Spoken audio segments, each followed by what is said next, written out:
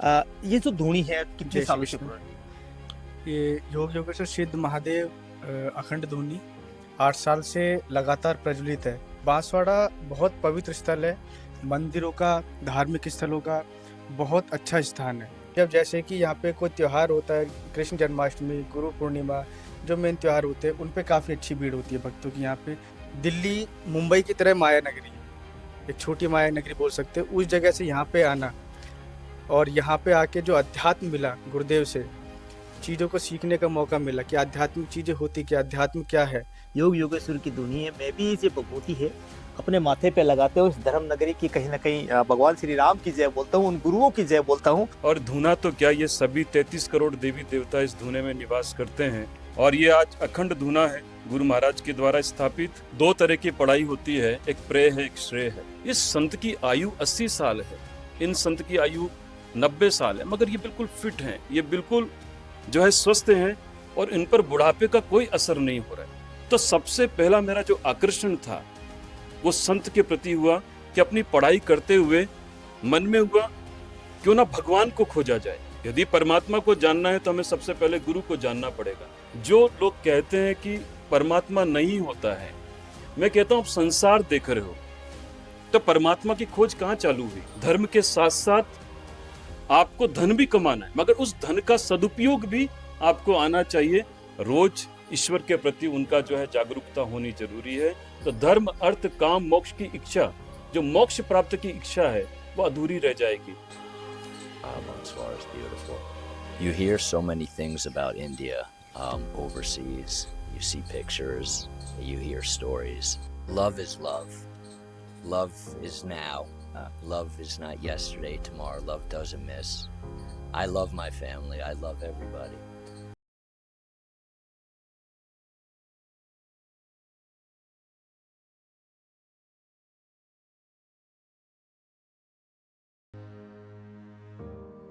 नमस्कार, मेरा नाम है किशन सेन और आप देखना शुरू कर चुके हैं बीबीसी राजस्थान। आज हम एक ऐसी कहें तो श्री योग योगेश्वर सिद्ध महादेव अखंड धूनी योग मंदिर के अंदर में पहुंचे हैं।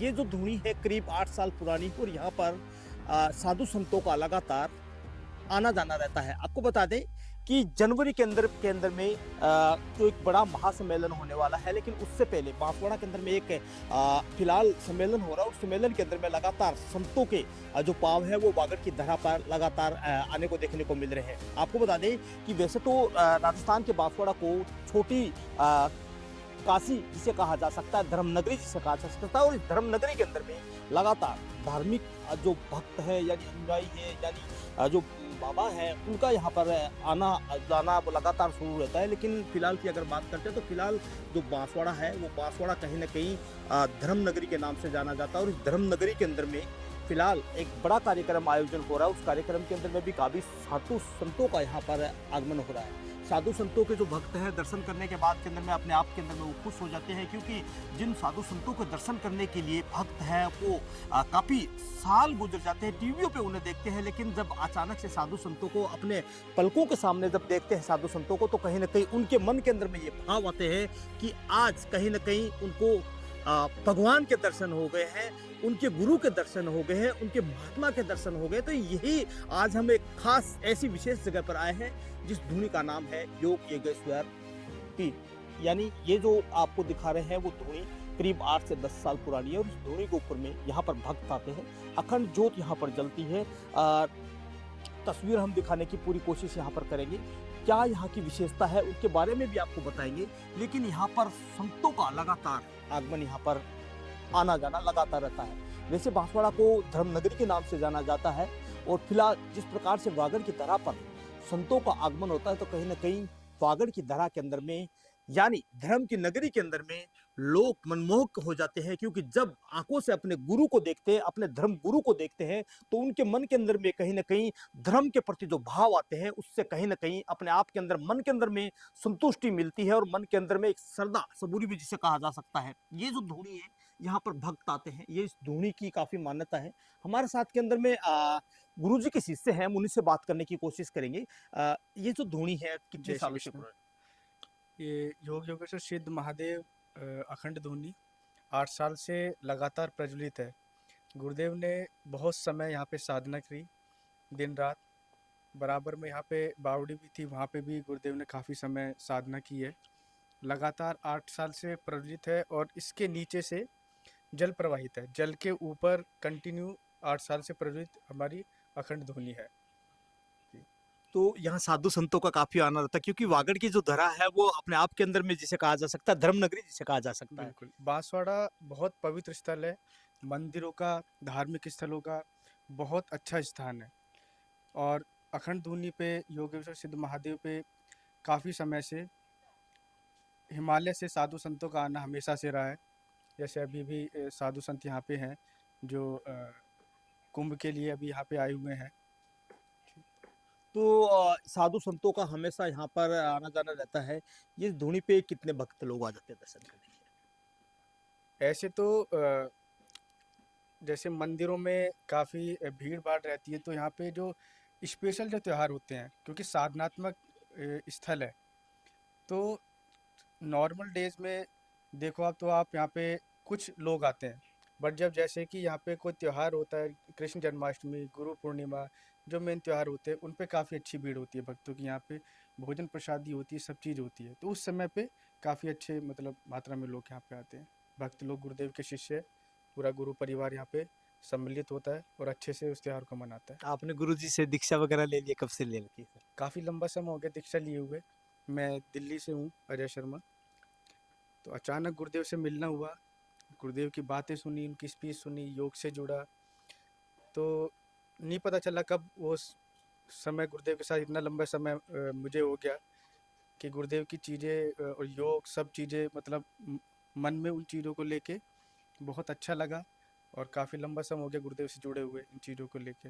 एक दिल्ली जैसी महानगरी छोड़कर आप एक आध्यात्मिक की तरफ और बढ़े और एक छोटे से गांव शहर के अंदर में बसे, कैसा लग रहा है गुरुजी के साथ के अंदर में? गुरुदेव के साथ जीवन का जो असली मतलब जीना सीखे, वो अब लग रहा है उम्र के इस पड़ाव पे।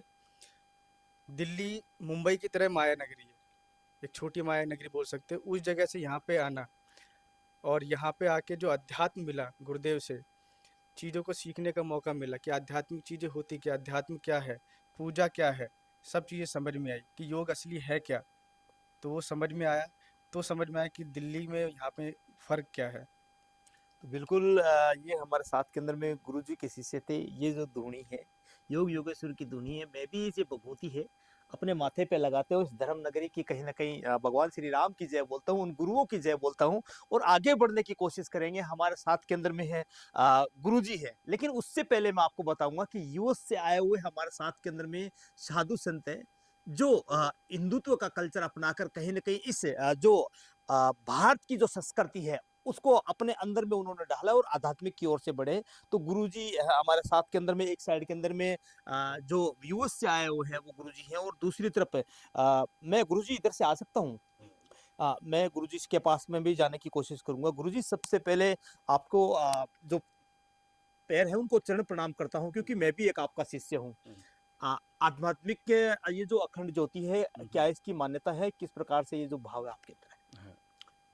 देखिए, जब भी कोई साधना की जाती है तो उस साधना में सबसे पहले वहाँ पर गुरु के द्वारा एक धूने की स्थापना होती है। और धूना तो क्या, ये सभी 33 करोड़ देवी देवता इस धूने में निवास करते हैं और विभूति में माँ पार्वती और शिव जी का वास है। और सबसे बड़ी चीज़ है कि जहाँ ये धूना स्थापित होता है, खाली उस जगह का ही मात्र जो है उस जगह को ही लाभ नहीं मिलता, आध्यात्मिक लाभ उस क्षेत्र को मिलता है। और ये आज अखंड धूना है गुरु महाराज के द्वारा स्थापित। तो विभूति यदि किसी ने धारण की, किसी ने लगाई, किसी ने उसको यदि स्वाद लिया, मीन्स अंदर उतारी, तो उसकी जो है यात्रा भी जीवन यात्रा अध्यात्म की तरफ हो जाती है। ऐसी हम साधकों की मान्यता है, संतों की मान्यता है। गुरुजी मेरा एक छोटा सा आपसे क्वेश्चन रहेगा, प्रश्न रहेगा, एक मतलब संवाद रहेगा। कहने का मतलब कि आपने ग्रेजुएशन तक पढ़ाई करी, अचानक से आध्यात्मिक की तरफ गए, तो क्या संदेश युवाओं को? देखिए, दो तरह की पढ़ाई होती है, एक प्रेय है, एक श्रेय है। एक संसार को जीने के लिए खाली पढ़ाई होती है, कैसे पैसा कमाना है, कैसे धन कमाना है, आपको क्या बिजनेस करना है, क्या व्यापार करना है, इन सब चीज़ों के लिए जो हम पढ़ रहे हैं वो तो सभी पढ़ रहे हैं। और हमने भी अपनी शुरुआत ऐसी ही की थी, क्योंकि हर माता पिता चाहते हैं कि उनका बच्चा डॉक्टर बने, इंजीनियर बने, या कोई उद्योगपति बने, कोई व्यापार क्षेत्र में उन्नति करे। मगर हमारे घर में कुछ अलग था, मेरे परिवार में, और वो था संतों का आना जाना था। आराम से बैठ जाएं। और घर में संत महात्माओं के आने जाने से हम उनको देखते, और जब देखते तो एक ही प्रश्न उठता था, इस संत की आयु 80 साल है, इन संत की आयु 90 साल है, मगर ये बिल्कुल फिट हैं, ये बिल्कुल जो है स्वस्थ हैं, और इन पर बुढ़ापे का कोई असर नहीं हो रहा है। ये उस बालपन में, मेरे छोटी अवस्था में मुझे ऐसा लगा कि हम इतना कुछ खा रहे हैं, इतना कुछ हमारे पास सुविधा है, मगर हमारा शरीर उतना मजबूत नहीं है, उतना स्वस्थ नहीं है। तो सबसे पहला मेरा जो आकर्षण था वो संत के प्रति हुआ कि ये इतनी लंबी आयु कैसे जीते और हम क्यों नहीं जिए इतनी लंबी आयु। और इस यात्रा को जो है जब प्रारंभ किया तो ऋषिकेश, बद्रीनाथ धाम, हमारे चारों धाम, कई तीर्थ स्थल, जगह जगह जहाँ जहाँ सुनते कि कोई संत महात्मा वहाँ तपस्या कर रहे हैं, हम पहुँच जाते और उनसे यही प्रश्न करते। और ऐसे करते करते एक समय आया कि अपनी पढ़ाई करते हुए मन में हुआ क्यों ना भगवान को खोजा जाए, उस परमात्मा को खोजा जाए जो सबसे बड़ी खोज है। और हमारे विश्व में, हमारे भारत ने ही परमात्मा को खोजा है। तो कैसे खोजा? यदि हम ये सोचे कि हम उसको, परमात्मा को कैसे खोजें, तब फिर एक चीज सामने खड़ी होती है और वो होता है गुरु। यदि परमात्मा को जानना है तो हमें सबसे पहले गुरु को जानना पड़ेगा। और इस सदगुरु की यात्रा ने मेरे जीवन को बदल दिया। हमने योग को कई तरीके से सीखा, अलग अलग विद्याएं सीखी, और उसके बाद जब गुरु आदेश हुआ तो इसी जगह बैठकर यहाँ पर साधना की। बहुत कुछ हमें महसूस हुआ, अनुभव हुआ। जो लोग कहते हैं कि परमात्मा नहीं होता है, मैं कहता हूँ आप संसार देख रहे हो, तो परमात्मा की खोज कहाँ चालू हुई? जिस दिन आप परमात्मा की खोज में लगेंगे तब आपको परमात्मा की अनुभूति होना प्रारंभ हो जाएगा। इसलिए मैं युवाओं को यह कहना चाहूंगा कि आप धर्म, अर्थ, काम, मोक्ष, ये 4 पिल्लर थे कभी सनातन के, तो धर्म से भी जुड़े।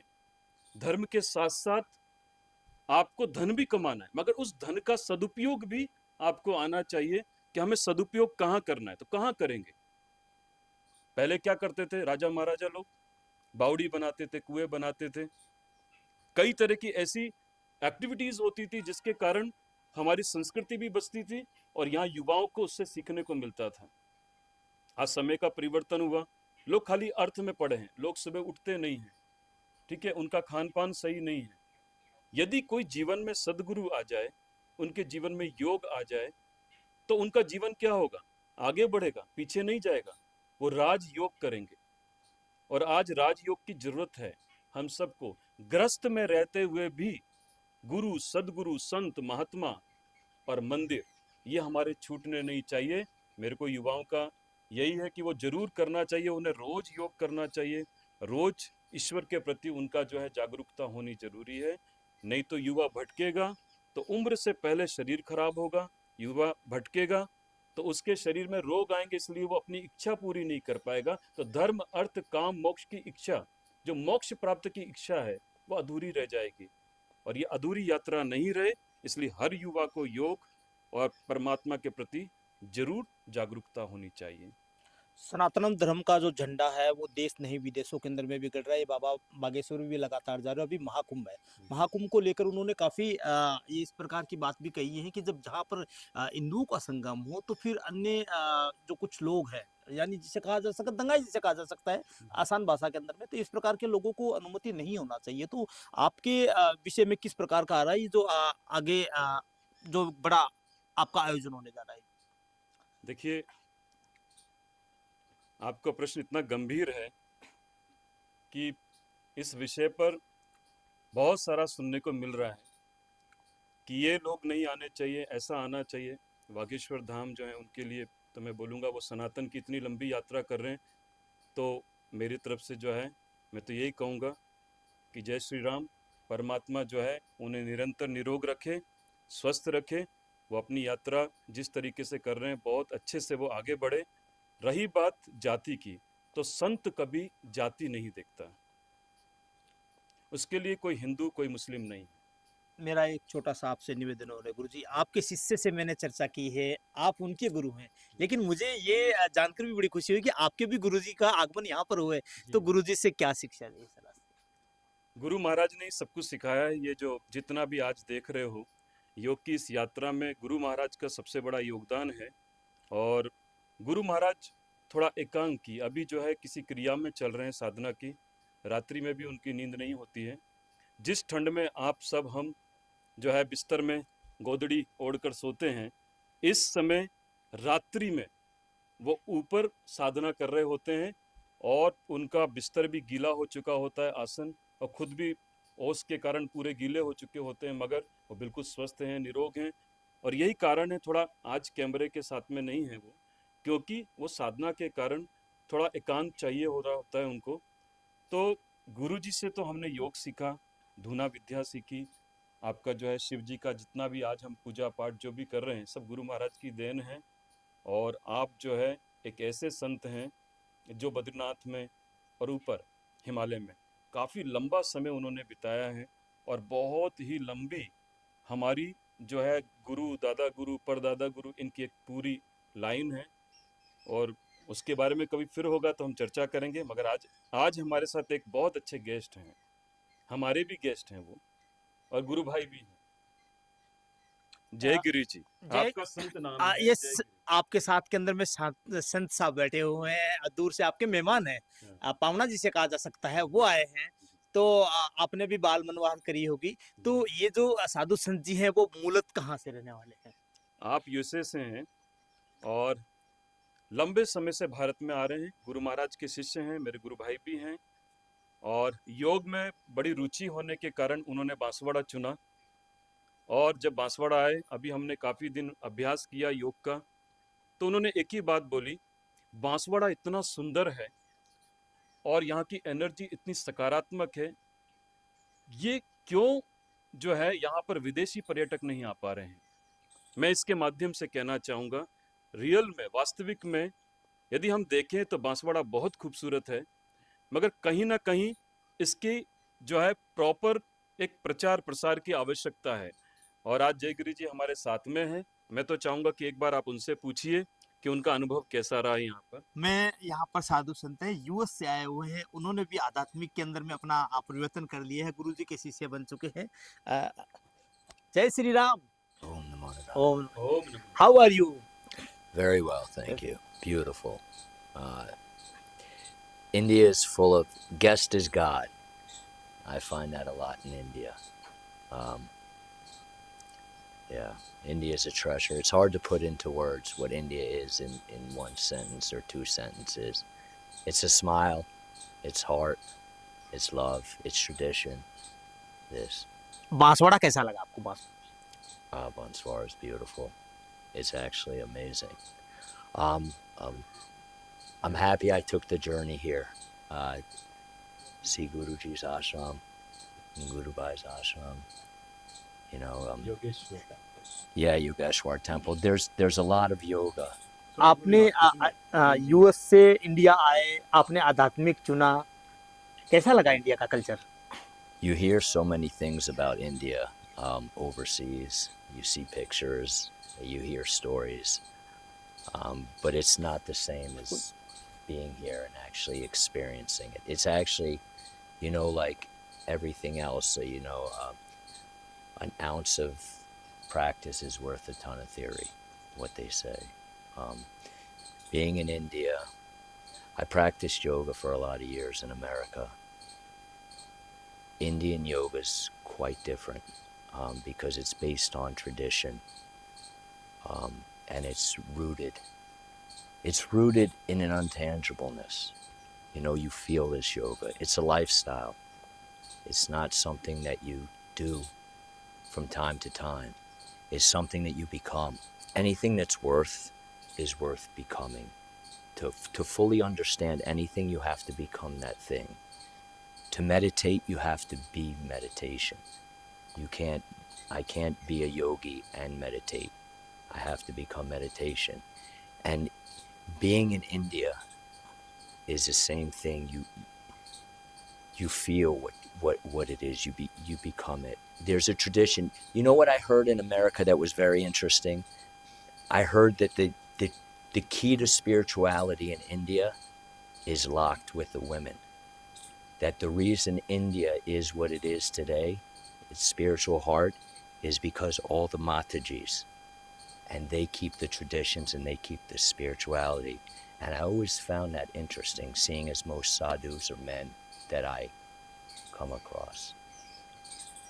महाकुंभ को लेकर किस प्रकार की तैयारी है गुरुजी? Yes, of sadhu duty. All sadhus reporting. Even sadhus we know understand. Maybe dog be sadhu. Anything be sadhu. Yes, it's special time. Very special power, Kumbh Mela. Everybody go Kumbh Mela. Very special sadhus, Kumbh Mela side. As a fitness trainer, I always understood the importance of elasticity and the benefits of yoga. You know, obviously I understood from a reading perspective, educational in America. But I figured that training yoga along with weight training and other trainings would be beneficial for the person's body. आपकी family member की कभी याद आती? Love is love. Love is now. Ah. Love is not yesterday, tomorrow. Love doesn't miss. I love my family. I love everybody. बात होती है. Yes, yeah, I talk to them regularly. India changed their visa laws, so currently I have to spend 6 months a year America. Before time I could live India, 10-year visa, leave, come back, but now 6 months America side, so I see my family 6 months. Family के लोग कहते हैं कभी हम भी India आए आपके साथ. My youngest brother has a Hindi tattoo Ah. already, so yes, my family loves India, as I do. तो ये थे मेरे साथ के अंदर में यूएस से आए और भारत के अंदर में आध्यात्मिक के अंदर में अपनी साधु संत का रूप ले चुके हैं. और पहले ये योगा की जो क्लासें होती थी उनको देते थे, लेकिन अब आध्यात्मिक के अंदर में आ चुके हैं. अब ये योगा के साथ साथ योगा आध्यात्मिक की क्लास भी अपने भक्तों को देते हैं. तो आगे हम फिर चलते हैं जहाँ पर कहीं ना कहीं हिमाचल से हमारे बीच के अंदर में गुरुजी आए हैं जो साधक हैं, अपनी साधना कर रहे हैं, लेकिन वहाँ के भी आपको दर्शन करवाते हैं. तो चलते हैं ये साधक महाराज के पास.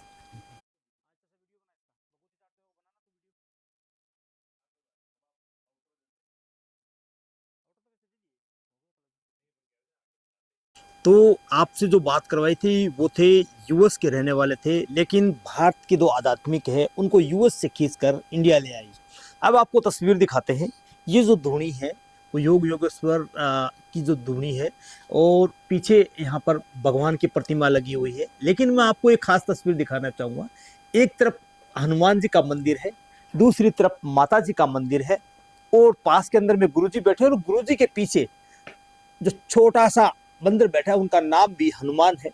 और ये देखिए गुरुजी की गोद के अंदर में बैठे रहते हैं. अभी फिलहाल आपको दिखाएंगे.